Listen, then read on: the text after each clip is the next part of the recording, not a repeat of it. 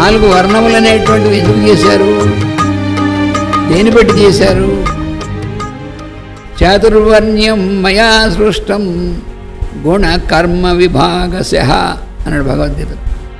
మయా సృష్టం అంటే కృష్ణుడు వచ్చిందా అప్పటిదాకా లేవని అర్థం కాదు. మయా అంటే భగవంతుడి చేత, నేను అనేటువంటి పరమాత్మ చేత చాతుర్వర్ణ్యం అనేటువంటిది నిర్ణయింపబడింది.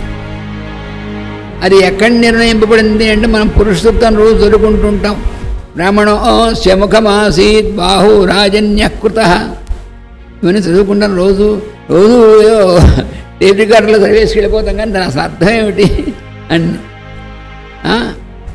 బ్రాహ్మణోస్య ముఖమాసి అంటే బ్రాహ్మణుడు, ఆయన ముఖం బ్రాహ్మణుడు కాదు. అక్కడ బ్రాహ్మణ ధర్మం అనేటువంటిది ఎక్కడి నుంచి వచ్చిందంటే స్వామి యొక్క పరమాత్మ యొక్క ముఖం నుండి, అంటే ఆయన ఎక్కడి నుంచి వాక్కు వస్తుందో, ఉచ్చారణ వస్తుందో అక్కడి నుంచి వచ్చింది.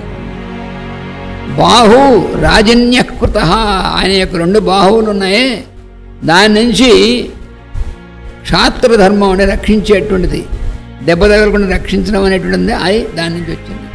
ఊరు తదస్యద్వైశ్య, ఊరు తొడలు భగవంతుడి యొక్క దాన్ని, అక్కడి నుంచి ధర్మం వైశ్య ధర్మం అనేటువంటి వచ్చింది. వైశ్య ధర్మం అంటే కృషి గోరక్షణ సంపద వినియోగం, అది వైశ్య ధర్మం, అది అక్కడి నుంచి వచ్చింది. తర్వాత పాదములు అనేటువంటి దాని నుంచి శూద్ర ధర్మం వచ్చింది. శూద్ర ధర్మం అంటే అందరికీ కూడా సర్వీస్ చేయడం, నిరపేక్షకమైనటువంటి సేవ ఎక్కడ జరుగుతుందో దాన్ని శూద్ర ధర్మం అంటారు, పవిత్రమైనటువంటిది.